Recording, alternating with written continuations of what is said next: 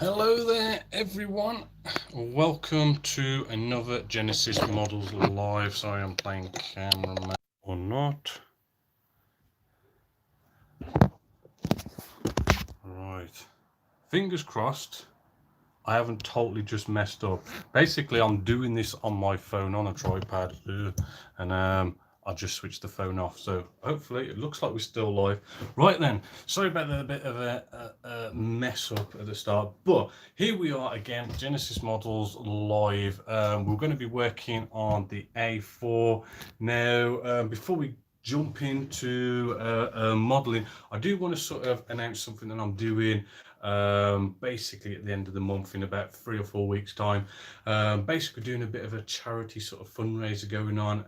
Just asking you guys if you want to come out, help and sort of sponsor me. Basically what we're doing is, me and the wife, we are going to be walking up Snowdon. Right, it's a nice walk up Snowdon. The whole idea is you sponsor us to walk to the top and back down, and all the money will go to Tourette's Action, tourettesaction.co.uk. Now, as you can see, I've already got their t-shirt on for tonight. Tourette's Action is all about kids and people, anyone who's got Tourette's. It is, and the reason why we're doing it, to be totally honest with you, is my daughter's got it, and Tourette's Action has been like a major help in helping us sort of, the wealth of knowledge they've got, directing us to the right people, the right doctors. They do these kind of weekend events and stuff where they bring loads of people who've got Tourette's together, and all this stuff does cost money, so it's good to sort of, we want to sort of give back, so to speak. So if you are interested in giving to a good charity, and one that's kind of close to me, then please do sponsor us. Now, all the information to go off and sponsor us is on the Genesis Models website. It's in the news section at the top.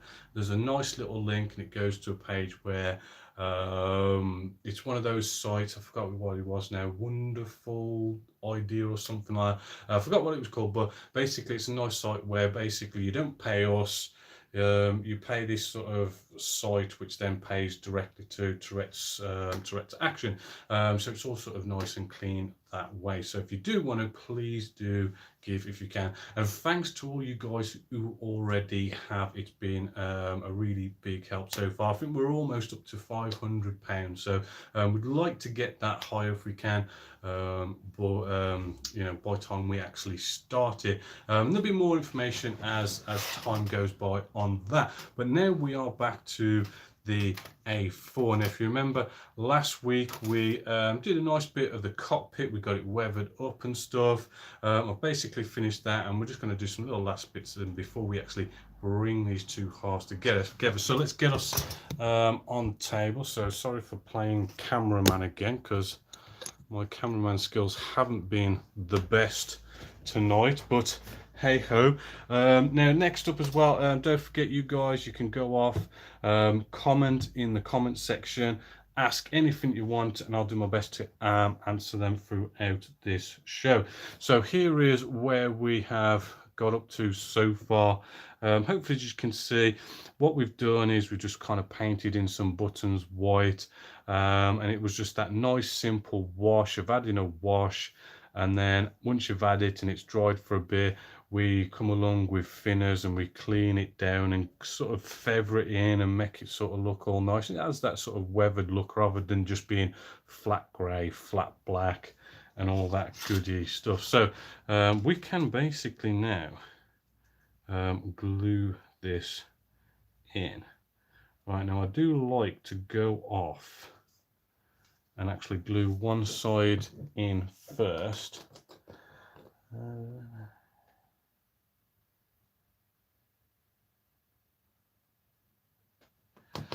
Right, so let's just glue this in with some Tamiya extra thin cement. I'm just sort of following any sort of joint areas I can find. I am trying to, like, maybe not sort of glue the painted cockpit area, because this stuff will melt and melt paint and sort of basically rehydrate it.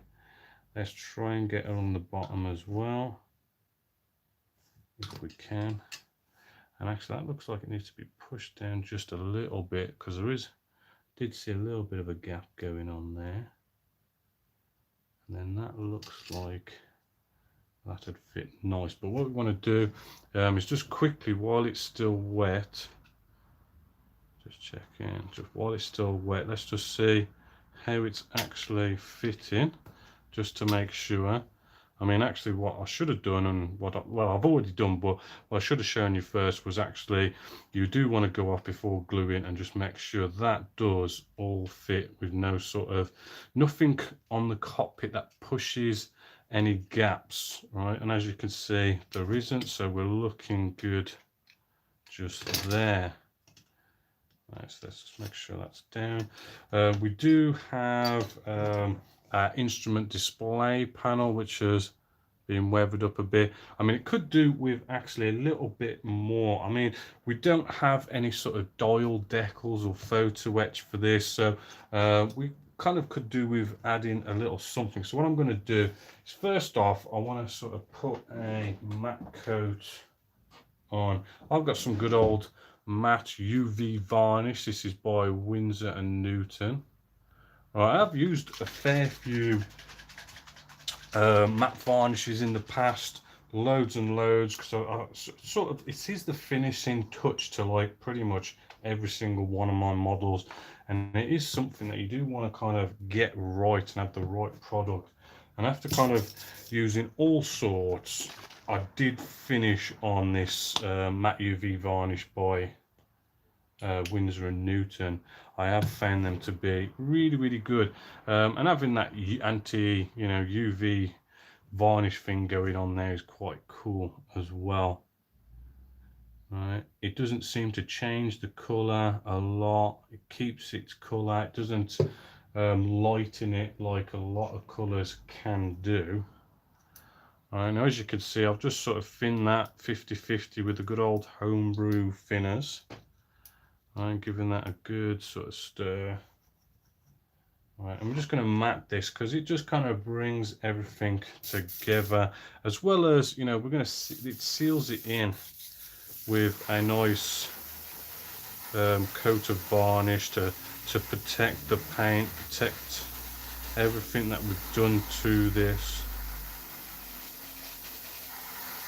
And sometimes, there's all different types of paints that we can use out there, and some paints dry to a satin finish, some to a gloss, some to a matte. If you use different types of paints, which I like to do, you can end up with all sorts of kind of shines and stuff going on.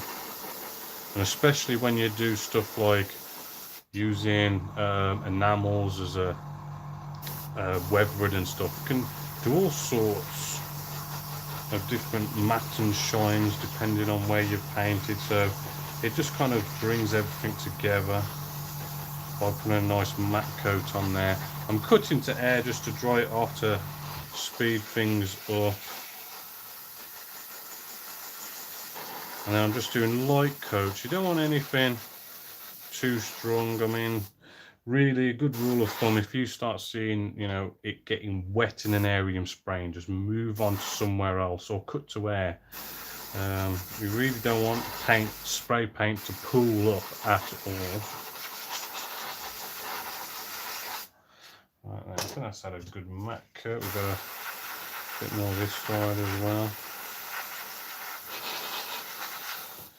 May as well get inside here that I've already done. Protect all that. Quickly do our chair maybe.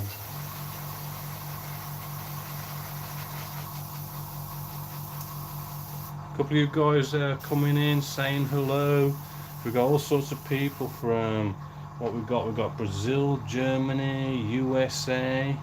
Very, very nice to see you all. Right, let's stop that there. Right then. Now we've got that mattifying. I've got quite a bit left over actually. I probably poured too much in, but hey ho. I'll just pour that back into the bin. I won't pour it back into our matte UV varnish because I have thinned it down. Right, when it comes to pouring paint or anything like that back into your pots or whatever, if you thinned it down with a thinner that's not sort of recommended by the manufacturer, just don't do it because it can mess up your paint. Yeah, it might be alright for a bit while you're spraying it through your airbrush, but if you leave it in your paint pot for a couple of months, it can go all funny. So I'm just gurgling this up just to quickly clean my paintbrush, tip it upside down, the usual, you know, clean it out the colour cup end first, right, before we actually sort of pour some in and spray it through until it's nice and clear. There we go, nice quick colour cup change. So what I want to do now, we've got a few different products that we can use for this, right? There's a good old floor cleaner. It's just in this little pot here. We've talked about it before, like the whole what is it, the multi-surface wax floor cleaner, right? But we do have some products here by AK Interactive, which is sort of more specifically made for the job. There was another one. Where's that one gone? 1 second, just searching my drawers here.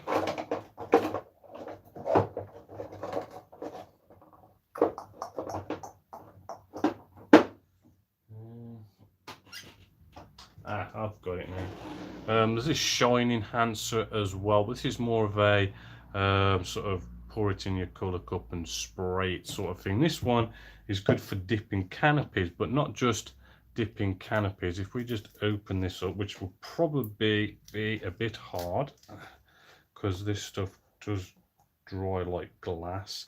And we've got this stuff in here. If we get out a nice paintbrush, right, this stuff is very sort of thin, right, so it's got like a good bit of a capillary action. And what we can do is where we've got our dials, if we sort of like touch them, right, because it's got a good capillary action, it should flow into those dials and those raised areas, those raised dials, and shouldn't really go anywhere else as long as that raised dial is a good bit of raised moulding.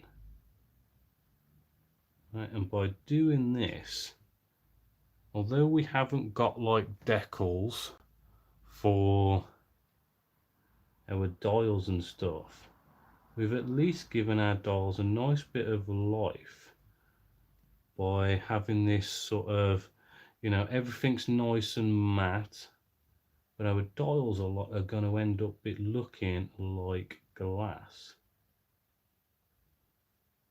Right, and then we've got our sort of TV displays, right, but they're nicely recessed, so it should, if we just dab at it, flow into the shape of our square screen.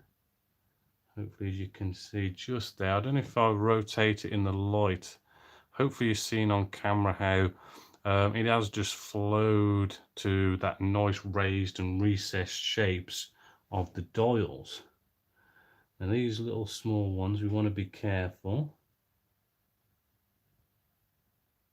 And if we do make a mistake, I mean, there's nothing stopping you from just quickly getting a cotton wool bud, wiping it up, or if you do make a right pig's ear of it, right, there's nothing stopping you from getting out that matte varnish again, spraying it, and just starting again.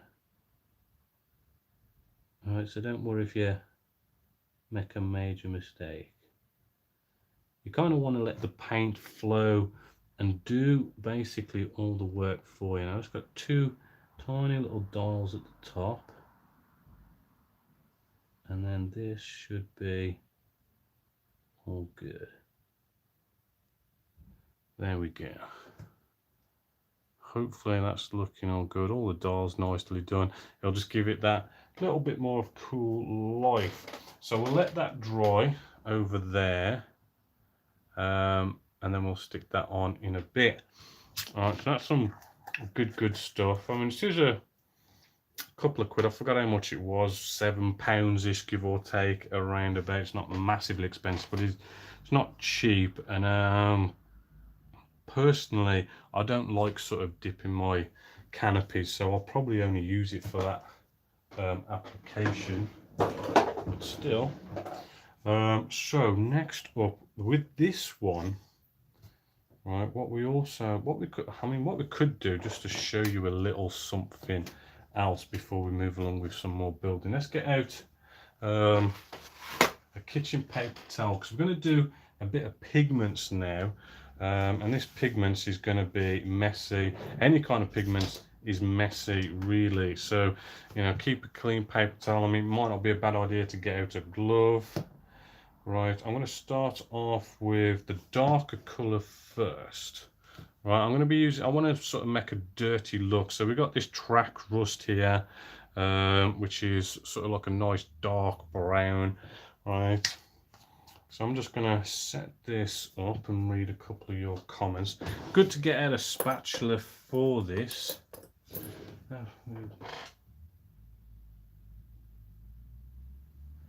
Okay, Marcos Galvani, sorry if I've not pronounced that right. Coming back to matte UV varnish, or any matte varnish by the looks of it, problem with it going white and dusty.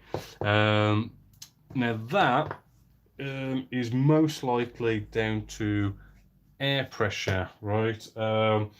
What you got to sort of, well, two things actually. I do know that Vallejo, they do a matte varnish themselves, and I've sprayed that on before, and it really turns your model sort of kind of really white. It's really a really bad varnish actually.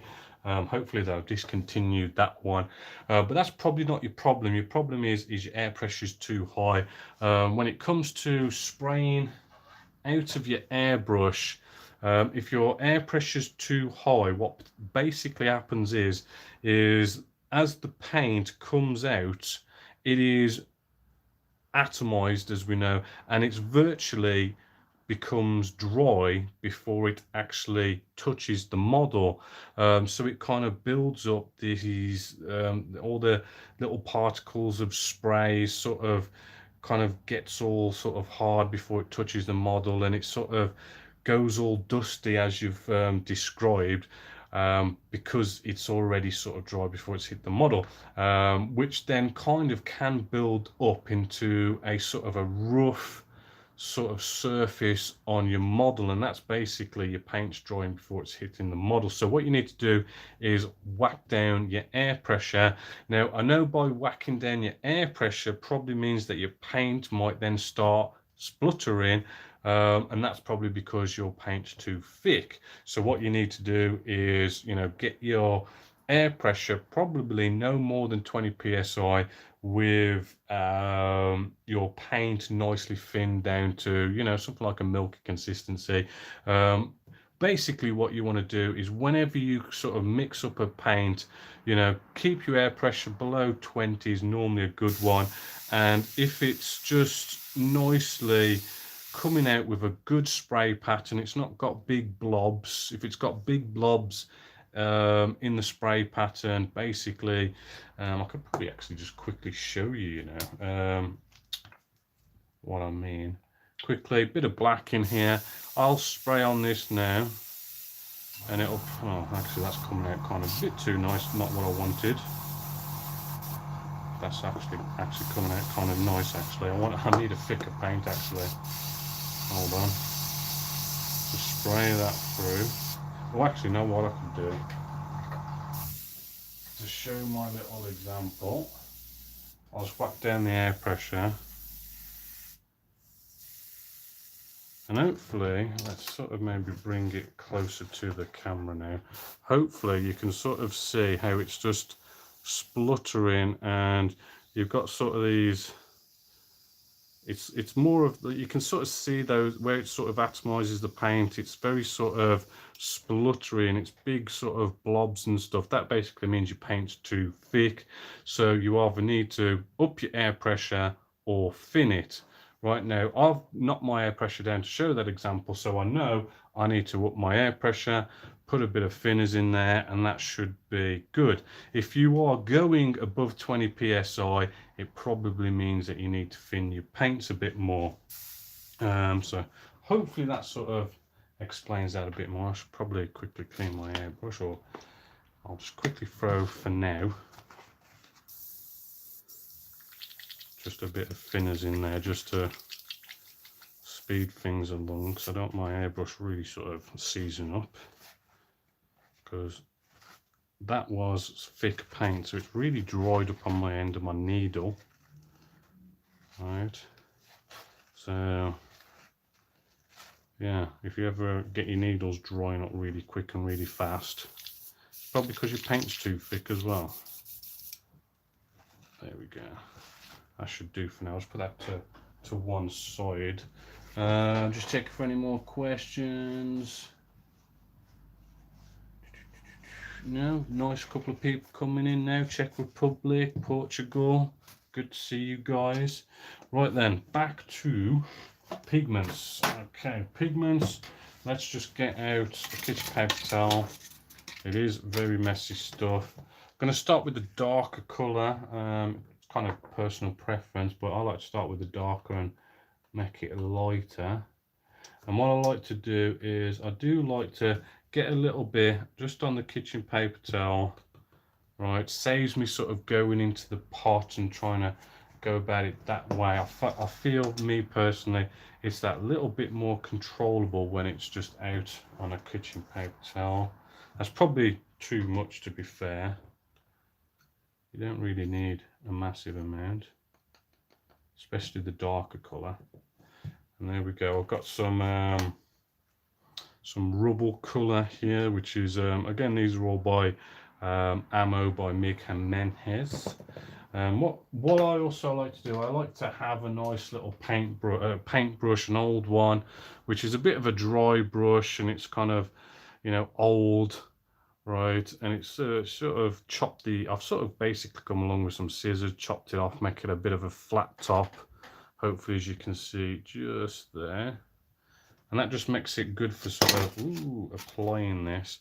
And what we can basically do is just in this wheel well, you know, just to show you a bit of pigments, all I'm going to do is just sort of make it look like he's got muddy feet. So I'm just dabbing into our dark pigment here, and after dabbing at it, I'm going to go to a clean part of the kitchen paper towel just to get it to the, you know, consistency I want it, because I don't want to go too heavy. And then I'm just going to sort of dab down in the area that I am doing the pigments.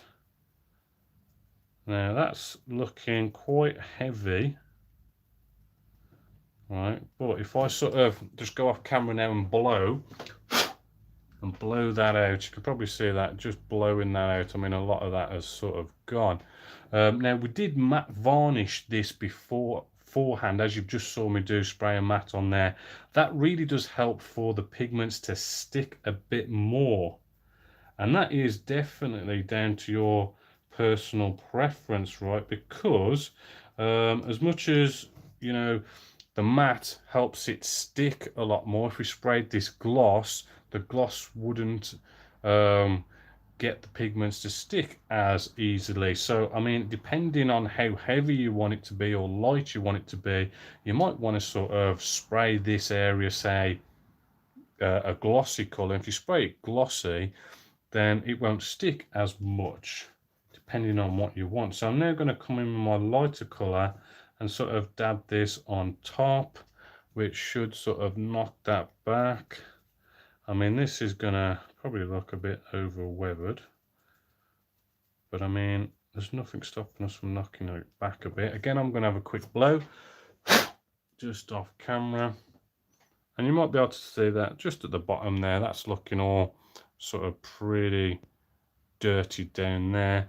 I'm not sort of too worried about it, because I do know that, you know, this ejector seat's going to go on top, it's going to cover a bit of it up, and it's just going to nicely look like there's some just dirty feet going on the inside of there. So actually not too bad. Now what you may want to do is you may want to sort of lock that in, because you may want to lock it in or not. I know some professionals who do this as just as much as me. They like to not sort of lock the pigments in, because it sort of changes when you lock pigments in.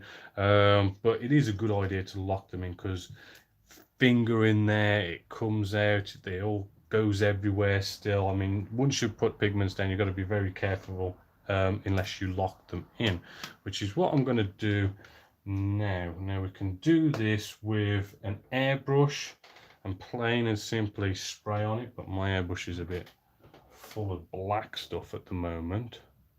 So what we can do, grab some pigment fixer. Right, and if we're careful, just give it a quick shake. Actually, I don't think do we need to shake pigment fixer? I don't think we do actually, although mine's looking actually dirty. Right then, so what we can do with a pigment fixer is we sort of dip, paintbrush, and then what we want to do, we don't want to be brushing or anything like that. We kind of almost want to just touch it and just let it flow. Alright, just let it flow all over these pigments, and when it dries, right, it'll just lock it all in. Right, but you've got to be careful. It's got a good capillary action, as you can see. It does just flow lovely everywhere. But if you sort of touch it and brush it, it will sort of basically turn it into a paint. So you have got to be careful in that sense. Just touch and let it flow. Very, very careful. Hopefully, as you can see, which is probably why it's better to actually spray a gloss, a matte. You could even spray your pigment fixer onto it just to lock it in. It is better to spray it. I mean, pigment fixer is also good. I mean, you could even start, you know, coming along and making lumps of dirt if you want after putting the pigment fixer down, but that's like, you know, going into tanks really. I mean, we are just doing a cockpit here, so, you know, we don't want to go too far with that, so let's just put that away. Next up, this particular model, right, does need some weight in the nose. Right, so now I'll clean my paintbrushes off later. I get this kitchen paper towel, because all this pigment is going to go absolutely everywhere if you don't dispose of it correctly. Probably a good idea to wash your hands afterward, but you know, I'm live, so I haven't got time for that. So fixing some leads. Lead's a good one to use because it's so nice and heavy. If I just find my lead. Where's my lead? Here we go. Right, because we've normally, whenever it comes to modelling, you know, put a bit of lead in the nose section, especially if it says in the instructions, put some weight in there. The instructions ask for 10 grams. And what this will do is it'll stop the model from being a tail sitter, which is where you've got the front landing gear here, you've got the back part of the landing gear just about here probably, and what will happen is, boom, it'll just sit on its tail like that. So it needs that little bit of weight at the front. It may say 10 grams. You could go off and get some weighing scales and weigh it out if you really want to, but I just kind of just bung a heap load of weight in the nose section. Now you just want to check your instructions and make sure what space you've got. So actually I might just glue in my instrument display panel. Hopefully that has all dried, because I've just touched all our glossy bits. Hopefully you can sort of see now all our glossy dials looking quite cool. I'm going to glue this in there just so I know what I've got to play with. Right, I'm hoping actually I wasn't I haven't had to have like glued this in before I glued in the cockpit, which is kind of what it's sort of looking like. Maybe I can just get away with pushing this in. I probably should have double checked this, but you know what, sometimes you forget.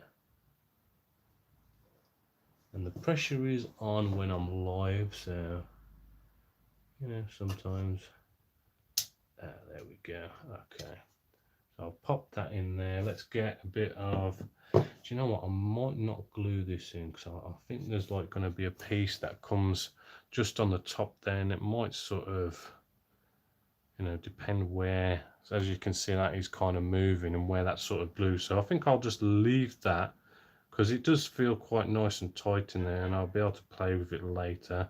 But yeah, we've got all this space here to sort of mess about with some lead. Now what I've brought, I mean, you can get lead from loads of different places, but I'll just buy these really sort of nice cheap sort of, you know, air rifle kind of BB, not BB thing, but what they're called,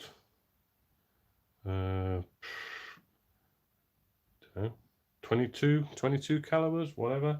So what we're going to do is, because I'm sort of a bit hollow inside and we want to sort of use up all the space possible, I do like to just get out some pliers, right, and I'll just kind of squeeze them. Maybe bring you in a little bit closer. Right, I just like to sort of squeeze them, right, just to get rid of that bit of a hollowness inside. And all this does is sort of just kind of helps with space. Right, so just give them all a nice squeeze, and we should be able to get a fair few of them in here. Right, so I'm just squeezing all of these. I mean, in the past I've like sort of made my own really quick molds, and I've melted these down because lead can be melted down quite easily, and really sort of been able to, you know, get a lot of lead in a little bit of space. Right, so let's see what we can get in here. Now you could use all sorts of glues really. Super glue's a good one. Now the one thing is what we put in here, we kind of want to glue the opposite side as well. It's going to be sort of a little bit sort of tricky, but let's get out some glue, super glue I mean. Let's see. Hopefully there's enough left in here. Nice bit of cheap super glue.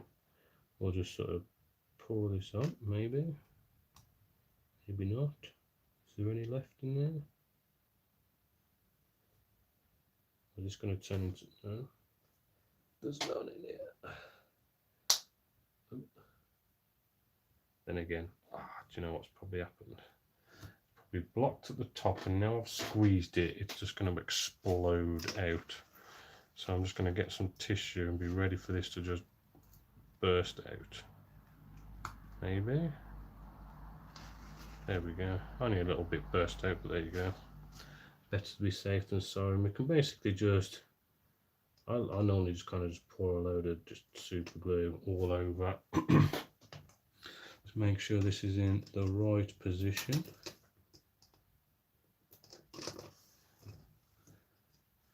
Right, because we want to get this in before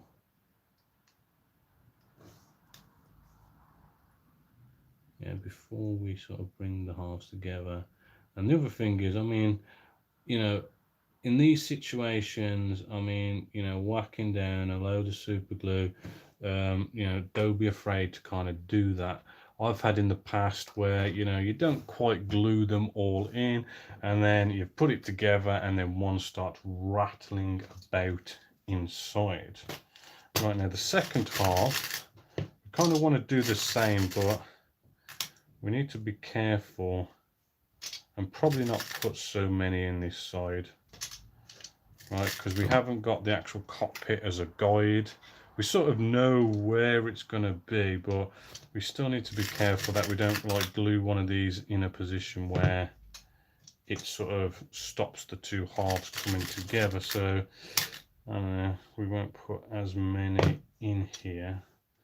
I mean, I kind of know that our cockpit's going to come to this little notch just here. I know that.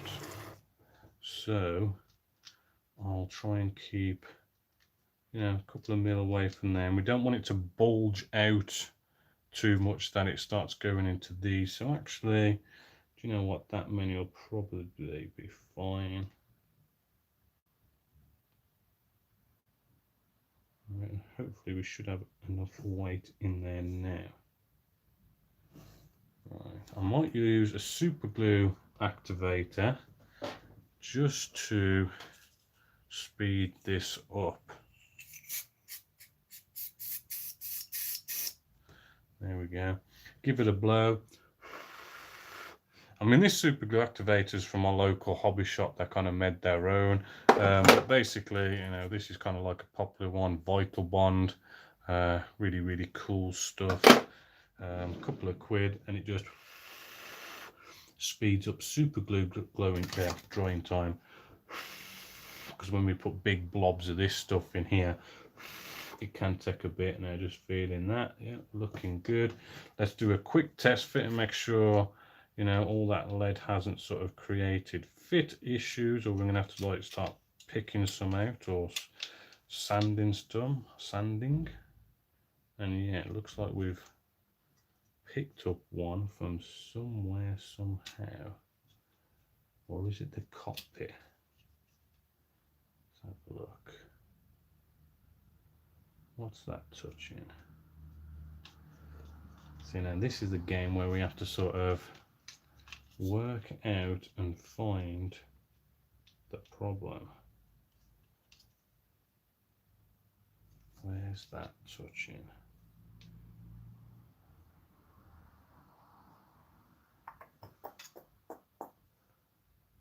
Okay, let's maybe squeeze in, see if it kind of, I don't know, maybe pushes some of the lead against each other. That's probably what's happening, is we've got lead sticking out and pushing out at each other. That's what it feels like. So let's have a look. Let's look if there's any marks. Yeah, I mean, you can sort of see just here, it's sort of gone all white. I'll just give it that little bit of a push, and it has sort of, shall we say, broken the glue a little bit. So if that's the one, that's the problem. Do you know what, we have got quite a bit of lead in here, so I don't mind maybe like ripping that one out. Let's see if that works. Now a bit better. That does seem to be better actually. Still a little bit tight at the front here, so maybe come in with some cutters. See, that bit's potentially sticking up.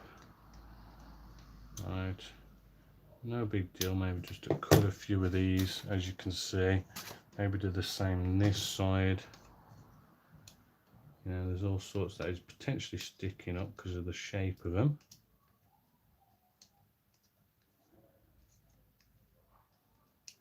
Right. There we go. Let's maybe give that a go now. It'll be worth it in the end, because I've done it before in the past, and there's nothing worse than going to all that trouble, and you've probably sprayed and deckled and done your model, and then you sort of come in at the end, put your landing gear on, and it just starts sitting on its ass. It is quite a bit of a disappointment, but there we go. That little bit of cutting and being a bit careful, and that's all sort of nicely joined together now. So that is looking good. Right, so let's just tidy away. Maybe check out some questions if you guys have got them. None at the moment. So if you want to get any questions in, I'll get them in there, because we are sort of coming to the end a little bit.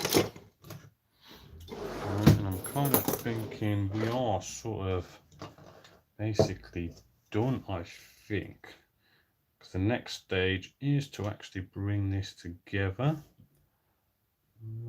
Yeah, it basically is now time to sort of bring this together, which I think we can probably cover in next week's live session. Yeah. And you know, it's one of these things you've got to sort of be careful and make sure this is all going together. There we go. Make sure it's all coming together nicely. There we go. And as you can see, you know, with that sort of all together, you can sort of see how the weathering sort of kind of gives it that nice sort of dirty look, and the basic grey we sprayed it as now sort of just looks like it's got lots of different transitions from like a darker grey to a lighter grey, and it gives it such a lovely sort of effect. Right, and then our dials, I don't know if you're going to be able to see that, you know, that little bit of shine on there looks really cool for our dials, so that's rather cool. So yeah, sadly I would say we have come to the end of our live session. Just a few things that are going on. I have done some filming for our Tempest Mark 5 Series 1 by Edard. Looks like a really cool kit. So this is sort of going to be soon to be edited and uploaded as episode 1. I haven't started our little Star Trek step by step yet, but that's going to be coming along as well. So it's kind of an exciting month this month, because we've got 2 new builds going on. FA18's coming along. You know, we've got the group build that's actually, you know, not far off coming to an end. So actually that does remind me, while I'm here live, it is probably time to sort of go onto the forum and set up what's going to be the next group build here at Genessis Models. So I'll probably put that up maybe over the weekend or next Monday, so you guys can start voting for what you want to be the next group build, what you want to build for the next group build. So you can get voting on that, and hopefully that should be all done, ready to be starting the next group build, so you can get ready before the start date, which I know some of you guys wanted to do. Again, please, if you can donate to Tourette's Action, that would be absolutely fantastic. Again, you know, go to Genessis Models website. On the news section, there's a nice sort of, you know, a bit of a write-up and whatnot, and it's sort of, if you want to sponsor us going up Snowdon and donate to a charitable charity, then that would be absolutely fantastic. But hey, you know, sorry, we have come to the end of our live session, so hopefully you've enjoyed. Next week we're going to be probably gluing this all nicely together.